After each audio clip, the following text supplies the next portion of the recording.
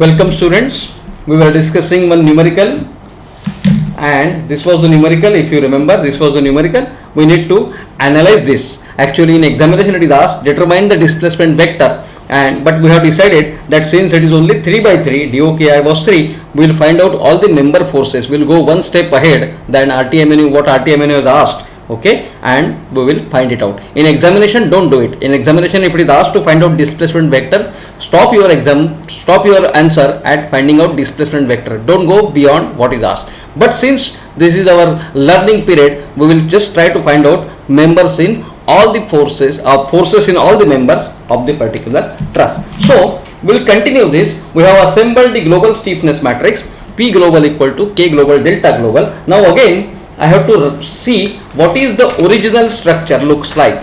Now this is my coordinate 1. So what is the load at coordinate 1? What is the load at coordinate 1 in the given structure? I am writing the equation. I am writing the force vector P global coordinate 1. The load at coordinate 1 is 100 kilonewton and directions are same. So I am writing P1 equal to 100. This is my coordinate 2. What is the load at coordinate 2? It is 70 kilonewton, but coordinate 2 was indicating the direction upwards and 70 kilonewton is the load which is acting downwards. So minus 70 is my calculation for P2. Now what is my coordinate 3? This is my coordinate 3, and what is the load in the given structure at coordinate 3? There is no load in the given structure at coordinate 3. So my load vector becomes 100 minus 70 0. This is my load vector. P global is 100 minus 70 0. 100 minus 70 because the direction was reverse, and 0 3, there was no force. So I just kept this for my reference. Now I know the K global in structure terms. It is AE into bracket 0.378 minus 0.0960 minus 0.096.402. Just now I have assembled this particular global stiffness vector, global stiffness matrix into displacement vector. Displacement vector is delta 1, delta 2, delta 3. Delta 1 is the displacement at coordinate 1. Delta 1 is the displacement at coordinate 1. Delta 2 is the displacement at coordinate 2, and delta 3 is the displacement at coordinate 3. Now this is the example of 3 equations with 3 unknowns. 3 simultaneous equations with 3 unknown, and I got the answers of these delta 1, delta 2, delta 3 as these are 3 simultaneous equation with 3 unknowns. I got the answer of delta 1, delta 2, delta 3 as delta 1 is equal to 234.55 upon AE. Delta 2 is equal to minus 118.12 upon AE, and delta 3 is equal to 0. This is the answer I have got. I have calculated. Now if it is given that A, value of A is equal to 800 mm square and value of E is equal to 2 into 10 to the power 5 Newton per mm square, I can calculate AE as 1600 into 10 to the power 5 Newton per mm square, and if I put this value, I am getting, if I put the value of AE as 1600 10 to the power 5 Newton per mm square, or I will convert it to kilonewton because the load of all in kilonewton. 1600 into 10 to the power 2 kilonewton per mm square. If I convert it like this, because this load is in kilonewton, I need to convert this AE in kilonewton per mm square. I am just putting the value of AE as 1600 into 10 to the power 2 kilonewton per mm square. The numerator is in kilonewton, denominator is in kilonewton per meter square. So I am getting the displacement as, the first displacement as 1.466 into 10 to the power minus 3 millimeters. This is minus 7.38 into 10 to the power minus 4 millimeters, and this is 0 millimeters. My friends, look at these values. Look at these values. We'll go to original structure once again. Look at the structure. Area is 800 millimeter square. 800 millimeter square is quite a good area. It is made up of steel, and it is given that the members if the area is 800 mm square, it is quite solid member, and the loads are quite high, 100 kilonewton, 70 kilonewton. These are quite high loads. These are not small capacity load or small scale loads. These are quite high loads. What is the displacement at A?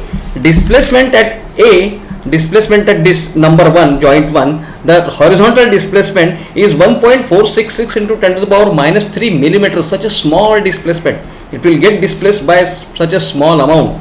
This is minus means our assumed direction is wrong, it is getting displaced downwards. Naturally, if the load is acting downwards, it should get displaced downwards, but our assumed direction of displacement was upwards, it is coming out to be negative. That is minus 7.38 in 10 to the power minus 4. Such a small displacement, this is very small displacement. Both these displacements are very small. So minus means it is downwards, very small. And third, there is no displacement at C. It is not getting displaced. Even though the displacement is allowed at C, the displacement is 0. This means this is how it is expected that the student should stop at this step in RTMNU. If the question is determine the displacement vector, it is expected that the student should stop at this particular stage in RTMNU. But since the numerical is very simple, we will proceed ourselves further to find out all the member forces in the member. Step 6 is determination of member forces. I must repeat that it is not asked in examination. Prior to this, whatever is discussed, that is what is asked in examination. And if the same question is asked in examination, similar type of question, read the question. If it is asked, find the displacement vector, whatever we have done till this step, that is alright. We should stop our answer over there. Since this is simple numerical, let us give it a try to find out member forces. So determination of member forces.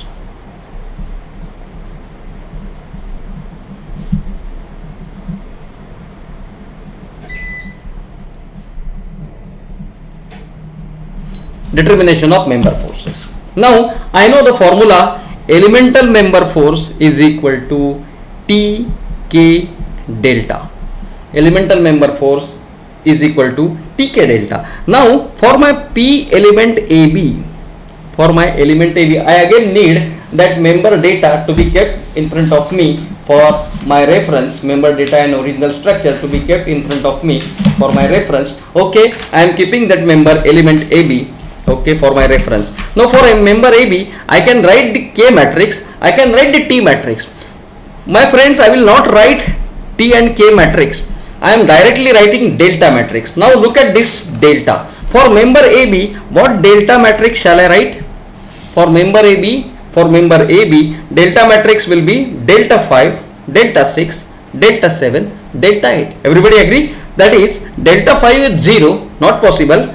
Delta 6 is 0, not possible. Delta 7 is 0 and delta 8 is 0. Even though I write T and K matrix and multiply these two matrices, I have to ultimately multiply it with 4 by 1 matrix, that is delta matrix, which is 0. So the last result will be 0, 0, 0, 0. This means for member AB, there is no force, 0, 0, 0 kilonewton, 0 kilonewton, 0 kilonewton and 0 kilonewton. This means member AB is 0 force member. That is what we have discussed initially. Member AB is not at all required member. Only to maintain the geometry of the structure it is required. If it is not given, no problem. I can assume that member AB is existing, but that member AB will have 0 force in it. So this is a 0 force member. We will not waste our time in writing T and K for member AB.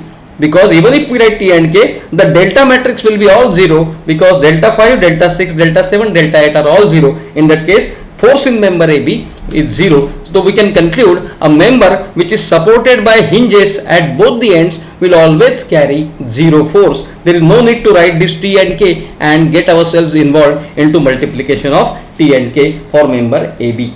Now we will write member BC. Now we will write for member BC.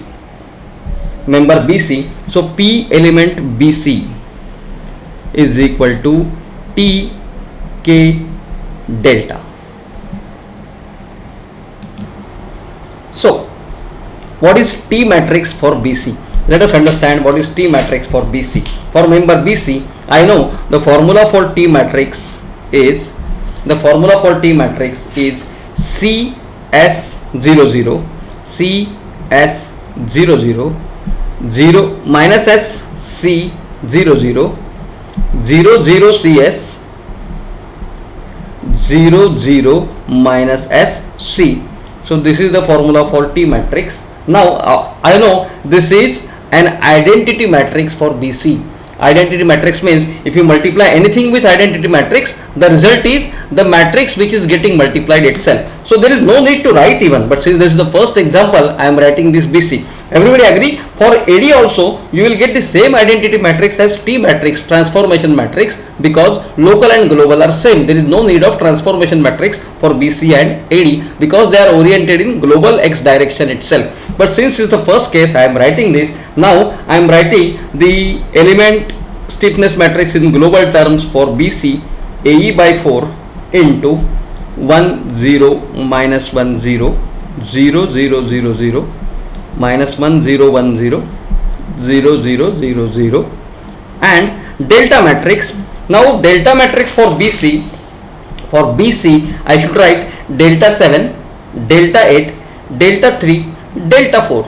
Now my friends, delta 7 is 0, there is no possible. Delta 8 is 0, delta 3 we calculated equal to 0. If you remember, delta 3 we calculated equal to 0 and delta 4 is 0. So again this matrix is also 0 0 0 0. So instead of multiplying it, I can know that P element BC is 0 0 0 0. This means BC is also a zero force member. There is no force in the member BC. 0 0 0 and 0. So this is 0 kilonewton force. So BC is also a zero force member. So my force in member BC is also equal to 0. Now we will come to next element, that is P element AD. P element AD. Again it is T K delta. Now my friend, just like BC and AD has got similar C, similar S. BC and AD has got similar C. So my T matrix will be, I know my T matrix will be identity matrix, and I don't need to multiply this matrix. I don't need to write even, because multiplication of this matrix with identity matrix is the result this matrix itself. So I am writing directly the global stiffness matrix for AD. I know for AD it is AE by 4. The global stiffness matrix. I am not writing T matrix because I know T matrix is identity matrix. 1 0 minus 1 0. I know global is local for AD and BC. Minus 1 0 1 0 and then 0 0 0 0. And now I am writing the displacement matrix for AD. Now for AD, what are the displacements? 5 6 1 2. I am taking member AD, not DA. So 5 6 1 2, out of which delta 5 is 0. Delta 6 is 0 because it is a hinge support. It is not possible to displace in X direction. It is neither possible to displace in Y direction. Only delta 1 and delta 2 are possible. I know the values of delta 1 and delta 2, just delta 5, delta 6. Delta 1 I just calculated 234.55 and delta 2 I just calculated minus 118.12, and I will take 1 upon AE common. 1 upon AE common. So that this will get cancelled with this AE, and I am getting 1 by 4. I am multiplying this first row into this column, so I am getting minus 234.55.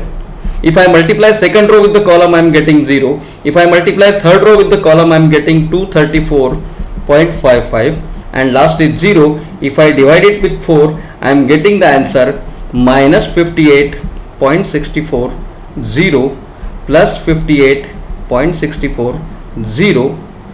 This means I am showing it on this member AD. This is A, this is D. I am drawing in local direction because this is elemental force. P element AD is this. So AD, first is minus. This means the assumed direction of the truss element was wrong. This is 58.64 kilonewton. Second is 0. It should be 0 because there is no shear force existing in any of the truss members. The third is plus. This means assumed direction, that is towards right, is correct. So that is plus 58.64, and last one is 0. This means there is no shear force. This means this member AD is subjected to a tensile force of 58 58.64 kilonewton, because these forces are causing tension at the joint A and tension at the joint D. This means there is a tensile force of 58.64 kilonewton for this member AD. I can conclude that member AD is subjected to a tensile force of 58.64 kilonewton. Now we have found out for three members AB, BC, AD. Now I am finding out for DC and BD. So for member DC,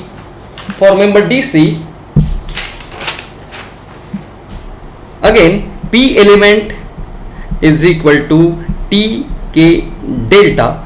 For member DC, I am writing for P element DC, I am writing the T matrix now. For member DC, T matrix. First I will check how is member DC.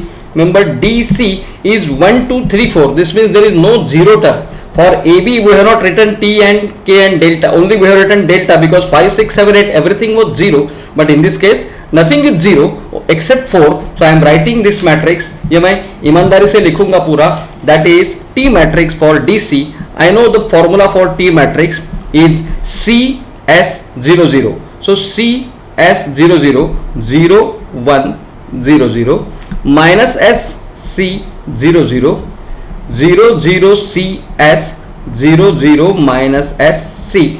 This is the formula for T matrix.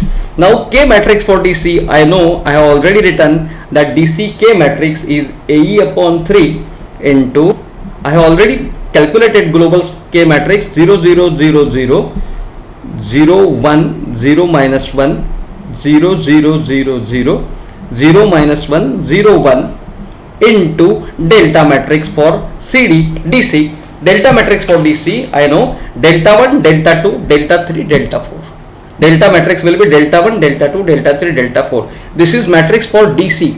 If I would have taken CD as my element, I would have written delta 3, delta 4, delta 1, delta 2. But in this case, my matrix for displacement matrix will contain the term delta 1, delta 2, delta 3 and delta 4. Since this is DC, I know the value of delta 1, that is 234.55, delta 2 minus 118.12, delta 3 0 and delta 4 is not possible, 0 into 1 upon AE.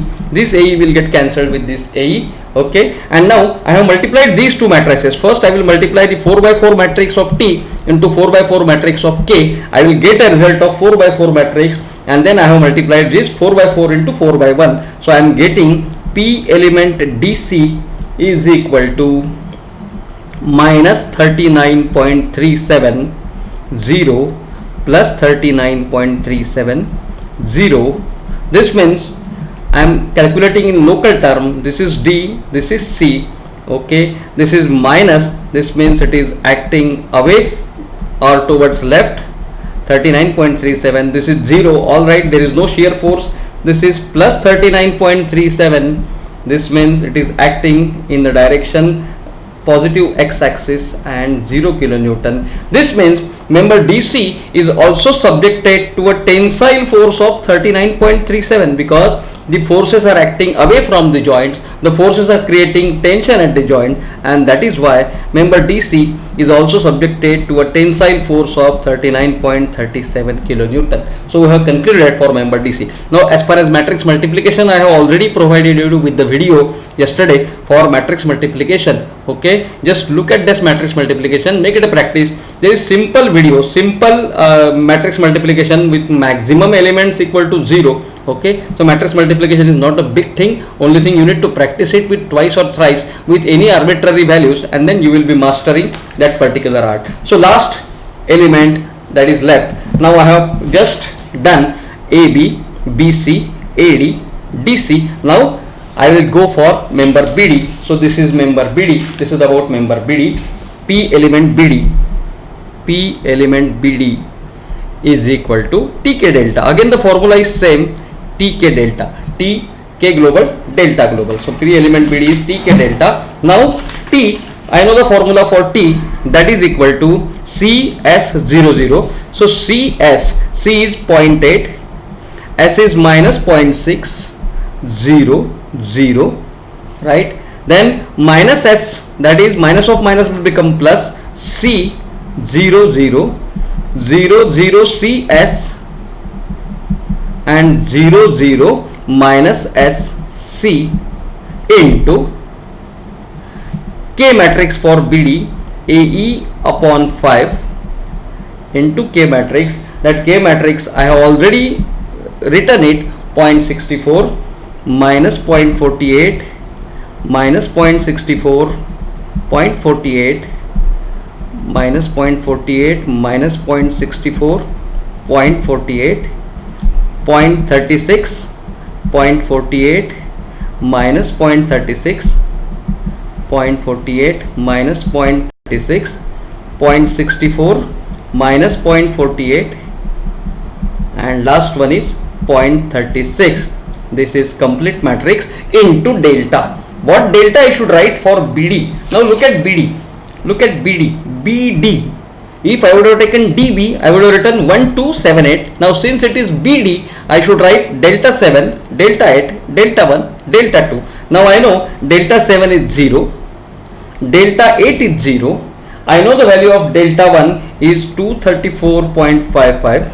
I know the value of delta 2 minus 118.12 into 1 upon AE, so that this AE will get cancelled with this. I have multiplied these matrices. I have multiplied these two matrices, got an intermediate matrix and multiplied with this. I got the answer P element BD is equal to minus 51.70 plus 51.70. This means if I draw it member BD on elemental terms, minus means acting towards left, so 51.70 kilonewton. 0 means this is member B, this is member D. So 0 means there is no shear force. This is plus means acting towards the right, 57.0, and this is again 0. This means there is no shear force. Again I can conclude that member BD is subjected to a tensile force because these forces are creating tension at joint B and tension at joint D. So 51.70 kilonewton tensile force is there in member BD. Now I need to show it. I need to show it on my truss. So I am showing it on my truss. I am drawing the truss again. And I am showing all the forces of that I have calculated. I am showing member AB also. Member AB, it is hinge and roller at C, A, B, C and D. I know this is 100 kilonewton and this is 70 kilonewton. These are the loads that were given at point D, and I have calculated forces in all the members. So I know for member AB the force is 0 force. I know for member AB force is 0 force. For member BC the force is 0 force. For member DC, for member AD, I know the force is 58.64 tensile. So 58.64 tensile, I am showing it tension at the joints and writing the value 58.64 kilonewton. For member CD or DC, for member DC, I know the force is 39.37 tensile. So this force is 39.37 tensile. 39.37 tensile force. I am showing the forces which are creating tension at the joint, that is away from the joint. And for last member, that is BD, the force is 51.70 kilonewton tensile. So I am showing it again a tensile force of 51.70 kilonewton. This means all the members, member AB is 0 force member BC is 0 force member. So we can provide minimum area for member AB and member BC, or they are just there for maintaining the geometry of the structure. But for member this AD, BD and member DC, we need to take care of 39.37 kilonewton, which is tensile in nature. So at the time of designing the member, we must know what are the forces to be carried by the member. If this member is carrying a 39.37 kilonewton member force, I must select suitable area for this particular member so that it is able to carry this 39.37 kilonewton tensile load because of these loading conditions. So this is why I say analysis is the first step of design. Analysis is the first step of design. So this is the last step of analysis, showing the member forces, and this is the first step of design. You know that this trust, these members are carrying these much of the forces, and I need to design the members in such a fashion. I need to select the sections of the member in such a fashion that they must be able to carry these many forces. I hope you have understood this particular numerical. Again I will repeat, it was asked to find out the displacement vector, that is only half the numerical. Since it was simple for us, we have solved the complete numerical and found out member forces in all the members of the truss. I hope you have understood. Thank you.